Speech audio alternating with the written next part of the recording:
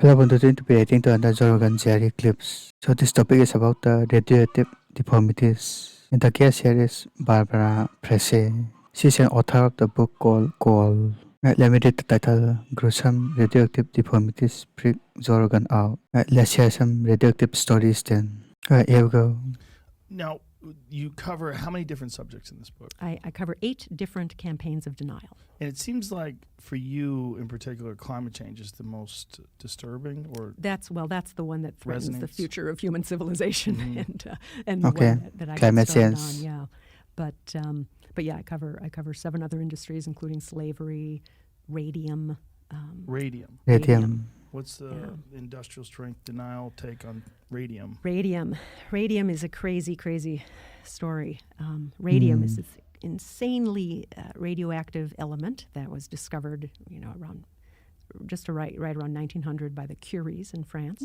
Okay. And it was a mystery. I mean, it was way more radioactive than uranium, and people didn't even know what radioactivity really meant, but there was this sort of aura of wizardry around it. And when they discovered it, they didn't, the first thing they discovered, and they discovered this the hard way, was that it burned your flesh. It didn't burn it right away. Okay. But you carry some around, and then in a few days you would have a burn there because it was sending off all of this energy. So they thought, okay, we have this So they first figure out the radioactive substances on the skin. flesh-killing, cell-killing element. What can we do with it? And they thought, well, let's try to kill cancer tumors, which was actually a very good idea. Okay. They experimented with that. That was the medical I'm sorry, radium is still used, right? use In for cancer radium. We're gonna treatment. put this radium next to a tumor, and then we'll take it away and it'll shrink, and we can use the same radium for the next tumor. And so it was a very efficient. Okay. What form was the radium in? They would put it they somehow would refine it and distill it into tiny little amounts, and then they would put it in a needle or put it in a vial or something and just position it Okay. near a tumor. It started out as ore, and they had to refine it down. And so the governments at the time in Europe and also in the U.S. thought, great, here's this weird, crazy, valuable stuff. Maybe we should control this ore so we make sure it gets used to actually cure cancer. And in Europe, that's pretty much what they did. In the U.S., we tried to do that, but the industry, there was a brand new industry that was just forming. And they stepped forward. The first company was called Standard Chemical. They stepped forward and said, no. If the government starts taking over radium because it's radioactive, radium ore, well, everything's a little radioactive. Where will this stop? It was this classic sort of slippery slope argument. And Okay. somehow it succeeded. And so what happened was this mysterious and potent element became another commercial product to be Commercial product.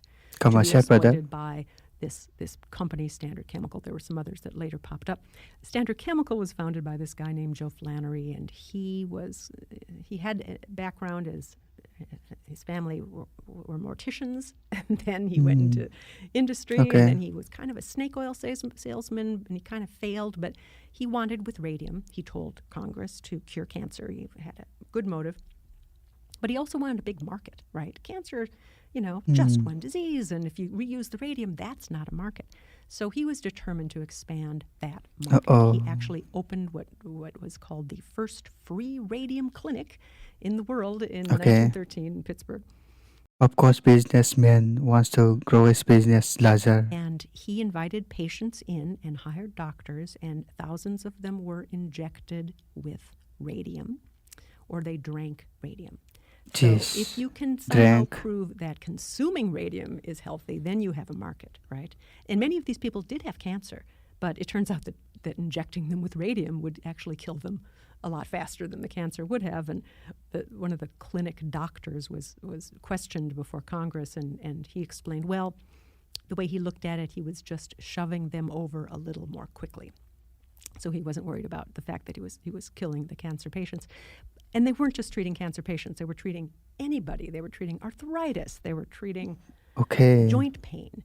And so they were, giving this very toxic substance to people with low-level chronic problems. And then he actually formed his own medical journal, and he would have his doctors write up the results of this and put it in there and send it out to all the doctors. So, yeah, I mean, it was really pretty crazy, but he did succeed in launching this health fad where suddenly there were lots of products that Okay, contained he radium. succeeded. Now, some of them said they did but didn't, but many of them really did. And you could buy your radium, get your radium in all kinds of different ways. If you wanted a radioactive drink, you could drink it. You could still get injected. You could take pills. You could, if you wanted to soak in radium, you could buy bath salts, ointments. There was radium toothpaste.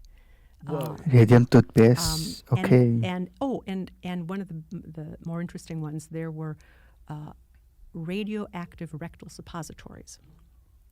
And these were marketed basically for male sexual dysfunction. That's not what they called it. What did they call it? They said this was for, as I recall, weak, discouraged men who wanted to perform the duties of a real man.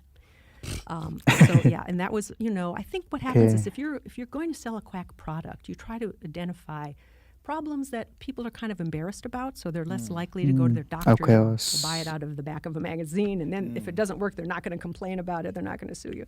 But these were not just marketed for that. They were marketed for colds. They were marketed for obesity, for constipation, for insanity. That was a big one, trying to cure insanity. So, yeah, it becomes a health fad. How long did this go on for?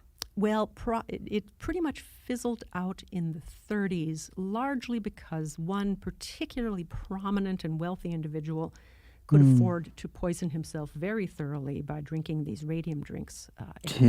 Poisoned himself. Ultimately, his facial bones started to dissolve. Oh, his teeth God. fell out. He had like holes between his sinuses and his mouth. This is actually what happened as well to That's terrifying. a group of workers who were painting radium paint onto watch dials, which is actually a more well-known part of this history. A lot of young women were hired to paint radium onto watch dials, not just watch dials. They put them onto all kinds of products. Look at these images. Oh. You can see it. Okay. Radium jaw. I don't want to see that. Jaw necrosis. Oh my God! So this went on. Look at that one guy with his lower jaw is just gone on the second row. Yeah. Okay, no thank you. So this, oh my God! Yeah. So radium. This went on for 20 years. Well, yes. I mean, the industry got going in the mid 19-teens. This one man I was just talking about died in the early 30s, got lots of press, and that helped the health fad part of it go away.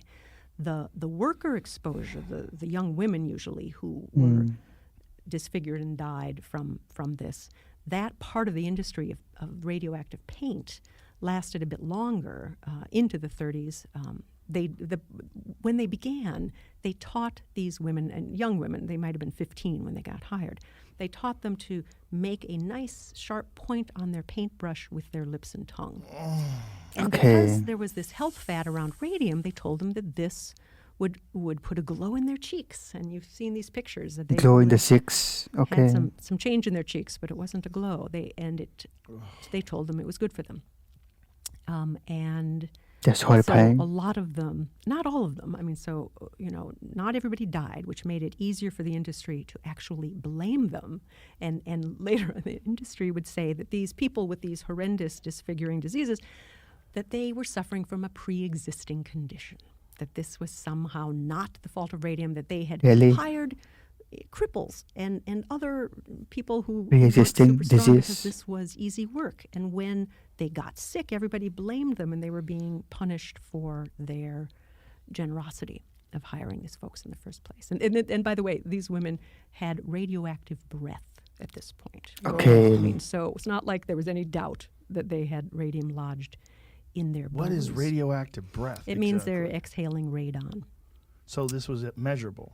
Yeah. Oh, Christ. Even by the standards. Okay. Oh my God. Yeah. Now, one thing about the radium industry is, denials like that, blaming the victim, are appalling. But one of the things we did see is that the leaders of that industry, including the guy who invented that radioactive paint, and including Joseph Flannery, died, and certainly the inventor of the paint died because of radium exposure. His teeth had fallen out. Okay. according to Time magazine, his fingers had been removed. Nobody else covered that particularly gruesome detail, but then he died of anemia. These are all radium-induced ailments. Joseph Flannery, the guy who launched Standard Chemical, What he had happened to this him? great idea that he had all this radioactive waste, right? So he hired a botanist to find out if it could be a fertilizer. And then they published a report that you should, spread radioactive waste on your food crops because it's great. Okay. He actually Food had him crops. spread waste on his own garden. And then 6 years later, Flannery died. And the industry of didn't mention course. this, but his birth certificate, which I managed to dig up, mentioned that he had a contributing factor in his death of anemia, which is something that radium exposure causes. You mean death certificate? Is that what you meant? Oh, I'm sorry. Yes, You death said certificate. birth Did I bet? Right, his death certificate. Thank you. So yeah, he had anemia, and if he believed his own clinic, his own sales pitch, he probably drank more radium to treat his anemia. Oh, God. So he Okay. did die. So in these two characters, at least we have people believing what they said enough to actually kill themselves as well as other people. So it seems again that there's this human characteristic, that this tendency. You start making money, you start justifying. You want to keep that money coming in, so you start justifying your actions, manipulating the facts, and just continuing to push out whatever it is that you're doing that's allowing you to earn this profit. Yeah. Well, and one of the reasons I talk about Joe Flannery is that he's I think a really good example of a certain kind of person that we celebrate because they invent things and they make things happen and they build businesses, the founders of industry. And we know from psychological studies that, well, let me back up. There's a model when you think about how the mind works that governs a lot of this research, that we've got a going system and a stopping system, an approach system and an inhibition system. One of the things that activates the approach system is power. And if you have an active approach system, you are focused on your goal. You're focused on reward. Meanwhile, the powerless are focused. The inhibition part of the mind is more triggered by powerlessness, and you're more focused on risk. So if you're focused on reward, you're not focused so much on risk, you're not focused so much on consequence for other people. Yeah, he's not focusing on the risks. Mainly. And so, of course, that gets you hailed as a visionary. And Joseph Flannery was hailed as a visionary, and he did, he was bold, he was inventive, he worked hard, he built a business. He just didn't ask, should we actually feed this cell-killing radioactive substance that fuses into people's bones permanently to people without any evidence of safety? Or should we just go for it and see how it works? And so, he just go for it. that I think is troubling in the sense that you've got industry leaders who fit a certain psychological profile who rise to the tops of their industries precisely because they are reward-focused. But if they are not balanced out by other people whose job it is to say, what about the risks? What about the consequences? What could go wrong here? You have a recipe for disaster. Ugh. And also ignorance at the time. I mean, no one really understood that kind of stuff in terms of what the general public probably didn't really know what radiation could do to you. The general public didn't know at all.